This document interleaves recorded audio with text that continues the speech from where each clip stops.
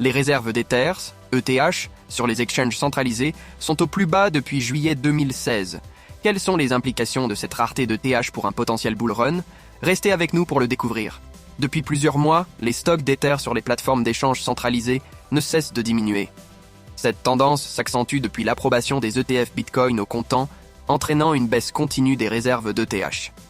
Aujourd'hui, les réserves d'ETH sur les exchanges centralisés n'ont jamais été aussi basses depuis juillet 2016. Les réserves d'Ether sur les exchanges ont chuté de 46% depuis 2020. Selon les données de CryptoQuant, les réserves d'ETH sur les cryptobourses centralisées sont tombées à 19 millions d'Ether, un point bas pluriannuel. Cette diminution de l'offre disponible sur le marché peut être perçue comme un signal haussier pour Ethereum. Une baisse des réserves est souvent interprétée comme un signal positif pour le prix de l'ETH. Lorsque les investisseurs préfèrent HODL, conserver à long terme leurs Ethers dans des wallets privés plutôt que de les laisser sur les exchanges, cela réduit l'offre disponible pour la vente ou le trading actif. Si la demande pour l'ETH reste constante ou augmente, cette diminution de l'offre peut entraîner une hausse des prix.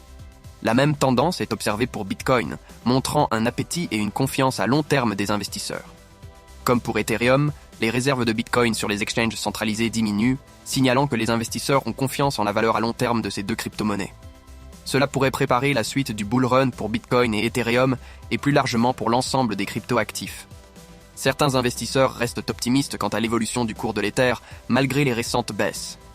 Même si l'Ether a sous-performé par rapport au Bitcoin, la rareté croissante de l'ETH sur les exchanges pourrait déclencher un choc de l'offre et de la demande, entraînant une hausse des prix.